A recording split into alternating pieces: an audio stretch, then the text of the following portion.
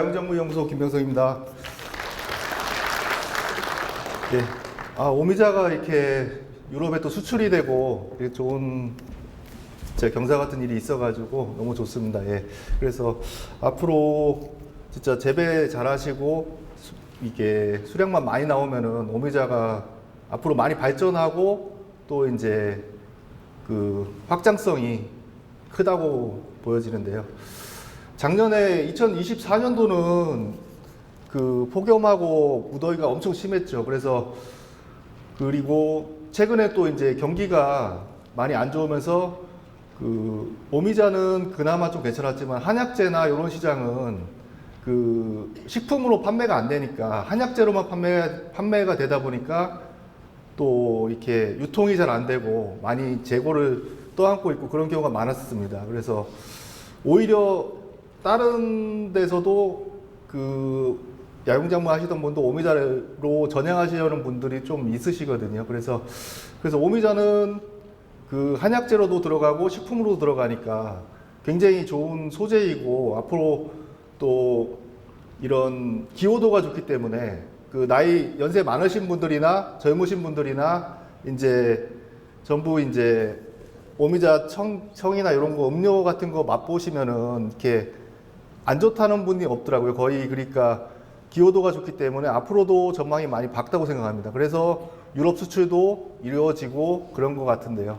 그래서 기능성도 또한 오미자는 또 기능성 성분이 엄청 많습니다. 진짜 약용작물 중에서 오미자만큼 기능성 성분이 많은 약재가 없거든요. 그래서 그런 많은 기능성을 갖고 있고 또한 오미자는 또 우리 그 나라에 자생합니다. 자생하는 오미자이기 때문에 그런 우리의 진짜 소중한 자원이고 우리가 잘할 수 있는 분야입니다. 그래서 제가 보기에는 이런 기능성도 많고 지금까지는 주로 이제 청 위주로 해가지고 중저가 상품으로 많이 나갔지만은 이제 품종으로 재배하고 또 기능성으로 많이 좀 홍보가 되면은 기능성 식품이나 약재로도 충분한 가능성이 많다고 생각을 합니다. 그래서 지금 제가 보기에도 기후변화나 여러 가지로 조금 위기가 왔지만은 요거를 좀 넘어서면은 한 단계 더 진짜 도약하고 진짜 야용작물도 그렇고 다른 어떤 뭐 포도나 이런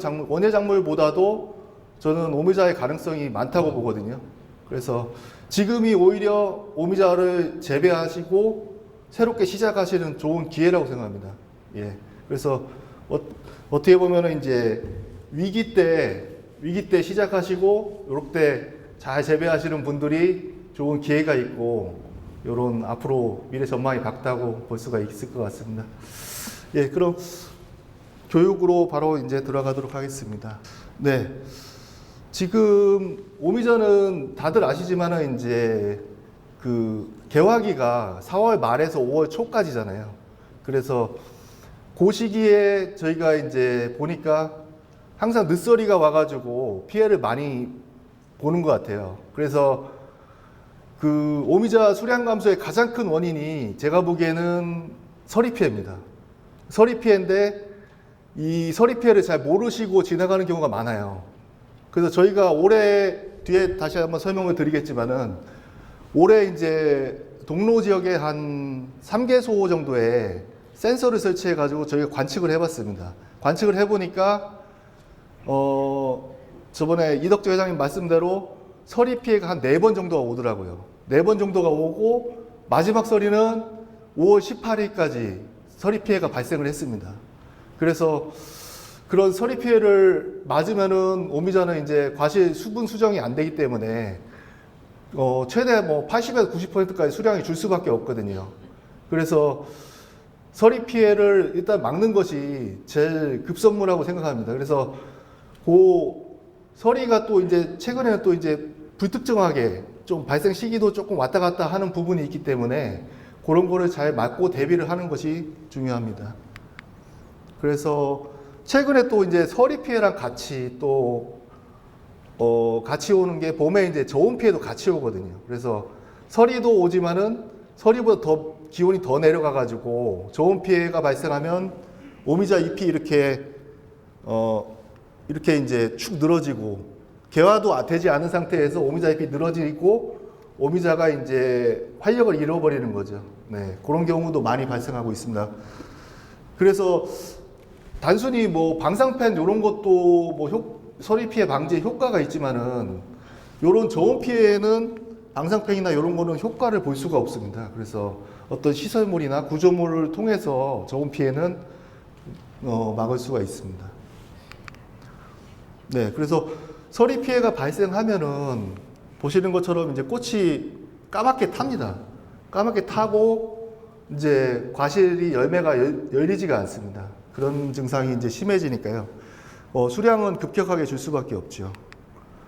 네, 요 사진은 제가 작년에도 보여드렸는데 그 지난 장수 쪽에서 작년에 서리 피해가 급격하게 와가지고 이렇게 꽃자루채 다 떨어진 현상입니다. 그래서 요게 이런 식으로 발생하면은 오미자 수량이 그러니까 거의 뭐 10% 20%뿐이 10%도 건지기 힘듭니다. 예. 요렇게 하면 아주 심각한 상황이죠. 예. 근데 이런 게 불규칙적으로 많이 발생하고 있으니까 오미자 수량은 좀 줄일 수밖에 없다고 생각하고요. 그래서 어떤 뭐 시설물이나 뭐 어떤 방지 장치가 앞에 돈은 투입이 되지만은 요렇게 되면은 한두 해 이제 수량이 급격하게 떨어지면은 그런 소득이 또 엄청나게 급격하게 없으시잖아요. 그런 거 감안하면 장기적으로는 제가 보니까 어떤 이런 기후변화 대응에서 투자가 많이 필요하다고 봅니다. 네, 이런 상황이 지금 저라도 장수 질환 쪽에 많이 발생을 했었는데 그 문경 지역에 발생 안 한다는 보장이 또 없거든요. 그래서 항상 대비를 하셔야 되고 거기에 대한 그런 앞으로 생각을 꼭 하고 계셔야 될 것 같습니다. 네. 그래서 서리 피해는 같은 경우는 그러니까 4월 말 5월 상순에 보통은 그 어린이날하고 어버이날 전후로 해서 많이 발생을 했는데 최근에는 좀 당겨지기도 하고 좀 늦춰지기도 하고 그렇습니다. 그래서 작년에는 그러니까 재작년에는 피해가 컸죠. 오미자도 피해가 어느 정도 있었고 다른 사과나 복숭아도 피해가 커가지고 그런 많이 피해가 컸었는데 작년 24년도 같은 경우는 그런 개화기에 서리 피해가 급격하게 오지는 않았습니다. 그때 이제 또 날씨가 좀 따뜻했고요. 그렇게 이제 들쭉날쭉 하긴 했습니다. 그래서 최근에 또 보면은 서리 피해도 오지만은 이제 강수도 또 3, 4, 5월 달에 많이 발생하는 경향이 있습니다. 그래서 봄철에 또 개화기 때 비가 많이 오면은 오미자 같은 경우는 오미자 화분에 발육이 잘 안 됩니다. 이게 꽃가루거든요. 오미자 꽃가루라고 보시면 되는데 화분이 발육을 잘 못해서 또 수분 수정이 안 되는 그런 일이 또 같이 발생을 합니다. 그래서 그런 오미자 같은 경우는 봄철 개화기에 서리 피해나 강우가 아주 안 좋습니다. 아주 안 좋은 영향을 많이 미친다고 보시면 될 것 같습니다. 그래서 예전에는 뭐 서리 피해 방지하신다고 이렇게 뭐 연소법 이런 드럼통에서 새벽에 일어나셔가지고 불 붙이고 많이 그러셨죠. 그런데 이런 거는 최근에는 또 산불 때문에 또 하기는 힘들고 새벽에 일어나시기도 힘들고 준비 다 돼 있는데 또 새벽에 또 못 일어나시면은 그냥 말짱 도루묵이고 그런 경우가 많기 때문에 이런 거는 좀 최근에는 좀 사용이 힘들 것 같고요. 그 다음에 미세살수 장치라고 요렇게 위에 이제 미세살수 장치를 만들어서 이 물을 그러니까 서리가 올 때 물을 뿌려가지고 그 오미자 꽃을 겉부분을 살짝 얼립니다. 얼리면은 그 안에 오미자 그 안쪽은 또 그 피해를 받지 않거든요. 그래서 계속 살얼음 상태를 유지하는 해가지고 서리 피해를 방지하는 방법인데 서리 피해 효과는 좋습니다. 효과는 좋은데 요거의 이제 단점은 시설비가 또 많이 들고 또한 이제 계속 해가 뜨기 전까지 계속 물을 뿌려줘야 되는데 그만큼 물량이 많이 이제 확보가 돼야 되고 중간에 물을 뿌리다가 물이 끊어지면은 이게 안 되거든요. 그래서 그러면 더 큰 피해가 올 수가 있기 때문에 그 오미자 그 과원 주변에 이제 충분한 수원이 돼야 되고, 그 다음에 중간에 물이 끊기지 않아야 되고, 전기도 어느 정도 확보가 돼야 되고, 그런 단점이 있습니다. 네, 그 다음에 이제 비가리 마우스가 있는데요. 이거는 저희가 최근에 이제 많이 실험도 하고 또 뭐 시행착오도 겪고 해봤는데 효과는 좋은데 이제 이것도 이제 단가가 많이 높고요. 그러니까 저희가 해보니까 여기 이제 이 위에가 개폐형으로 만들면은 여기가 이제 크게 뭐 습설이나 이런 데서 많이 피해를 안 보니까 그 파이프 간격을 한 4m, 5m까지 늘려도 될 것 같거든요. 그래서 그런 피해를 막는 데는 이제 비가리 마우스가 가장 좀 많고 효과적인데, 이런 이제 단가적인 부분이 또 이런 문제점이 있습니다. 그리고 서리 방지 효과는 확실합니다. 예, 확실하고, 또한 이제 과실 자체가 비를 안 맞기 때문에 과실의 품질도 높아지고, 그리고 이제 뭐 흰가루병 이런 것도 확실히 줄어들거든요. 그래서 장기적으로는 저는 이제 이런 식으로 표준화해서 나가야 된다고 생각을 합니다. 그래서 특히 이제 신규 과원 조성하시는 분들 위주로 해서 뭐 비용은 처음에 많이 들지만은 이제 수량이나 이런 기후변화에 대응하려면은 이런 방법이 앞으로는 제일 필요하지 않나 그렇게 생각하고 있습니다. 예, 그래서 저희가 아까도 말씀드린 저희가 세 군데 그 벌재 쪽에 하고 동로 쪽에 놓은 석항 세 군데에 저희가 이제 그 기후 관측 센서를 서리도 관측하고 온습도 센서를 설치를 했습니다. 개화기 때 설치를 해가지고 요번에 그러니까 동로 쪽에 뭐 서리 피해가 많다, 뭐 어떤 기후 변화가 심하다 했는데 아직까지 이런 데이터가 없었거든요. 그래서 저희가 이렇게 해서 관측을 해봤습니다. 특히 이제 노은리 같은 경우는 보시면 아시겠지만은, 지형을 다 아시겠지만은 이렇게 옆으로 이제 하천이 흘러가고 있습니다. 옆으로 하천이 흘러가고 있고, 여기가 이렇게 이쪽에서 오미자를 많이 재배를 하시잖아요. 그래서 보니까 노은리 쪽에서 많이 서리 피해가 심했는데, 노은리 쪽에서는 보면은 이제 서리의 방향이 보면은 이 위쪽에서 이 밑으로 서리길이 형성됐다고 지금 제가 보기엔 보여지거든요. 그래서 서리라는 거는 보통 위에서 아래로 서리가 내리잖아요. 서리가 내려서 비가림 시설도 하고 하는데, 보통 이런 경사지에서는 이렇게 서리길이 있습니다. 서리길이. 그래서 오히려 서리길을 만들어주고 터줘서 서리를 막는 방법도 있거든요. 예. 그래서 이렇게 서리길을 만들어주면은 요 서리가 요 과원으로 안 가고 요쪽으로 빠져버리기 때문에 서리를 막을 수 있는데, 요 중간에 이제 과원 중간에 이 어설픈데 이렇게 서리가 내려오는 길목이 있으면은 요쪽은 완전 상습 피해 지역이 되는 거죠. 그래서 지금 노은리 같은 경우는 이런 식으로 보시면 될 것 같아요. 그래서 제가 보기엔 노은리 같은 경우는 이 위에서부터 서리길이 형성이 되어 있기 때문에 이 위에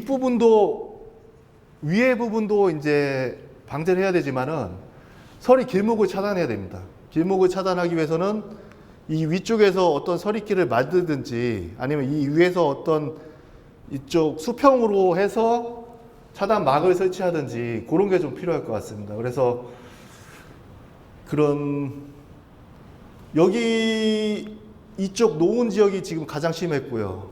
이쪽 벌재 쪽도 여기 제가 관측해 보니까 이 위쪽에서 이렇게 밑으로 내려가는 냇가가 흐르고 있었습니다. 그래서 여기도 보면은 이 위에서 밑으로 요게 서리길이 형성돼 있거든요. 그래서 서리를 보통 많이 착각하시는 게 이제 서리는 위에만 막으면 된다고 생각하시는데, 경사지나 이런 구릉지에서는 서리 길을 차단하고 서리가 내려오는 길목을 차단하는 것이 아주 중요한 핵심이라고 보시면 될 것 같습니다.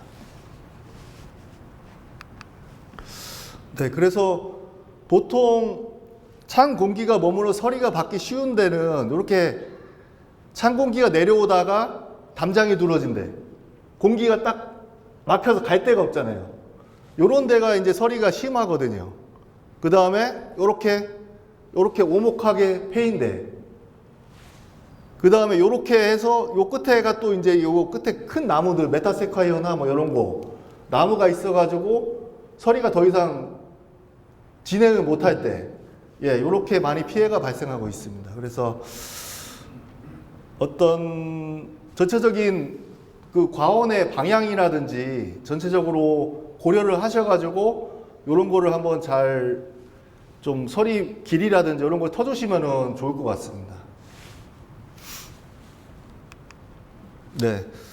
그래서 요렇게 이제 요렇게 서리 방지기를 중간에 터주시면은 양쪽에 과원은 피해를 안 받겠죠.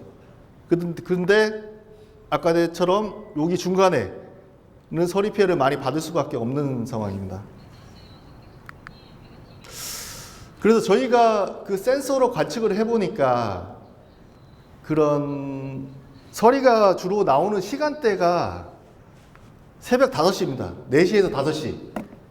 4시에서 5시 사이에 서리가 온도 변화가 관측이 제일 저온으로 관측이 됐고요.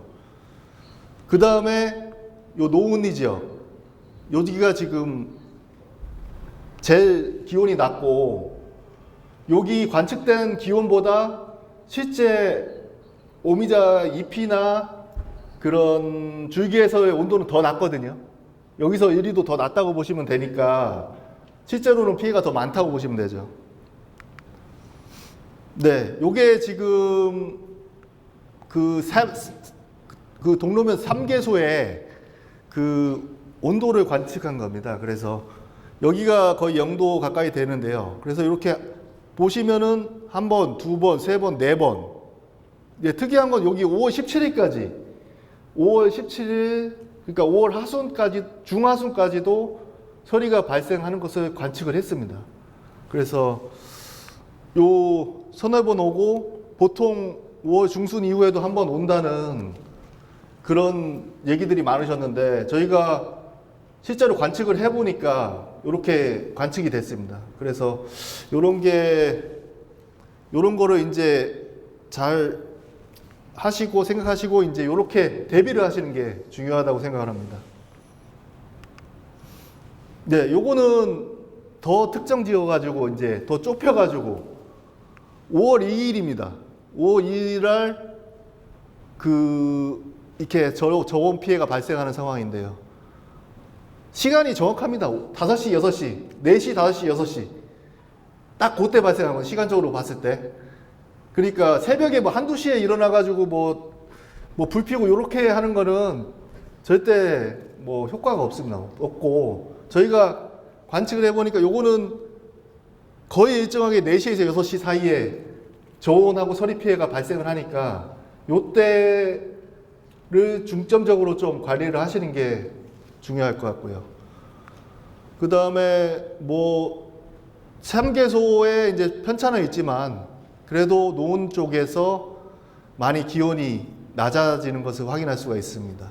그러니까 해발 고도 같은 경우는 노은리가 가장 낮거든요. 저지대거든요. 저지대인데 오히려 피해는 더 많은 거예요. 그러니까 서리길도 형성이 돼 있고 옆에 냇가도 지나가고 하기 때문에 그래서 보통은 이제 해발 고도가 높으면은 피해가 많다고 생각하시잖아요. 해발 고도가 높고 뭐 중간에 이제 좀 기온이 낮은데 피해가 많다고 생각하는데 그거랑은 반대였습니다. 그래서 동로 쪽에는 노은리 쪽에 중점적으로 좀 서리 방지 시설이나 그런 게 필요한 것 같습니다. 네.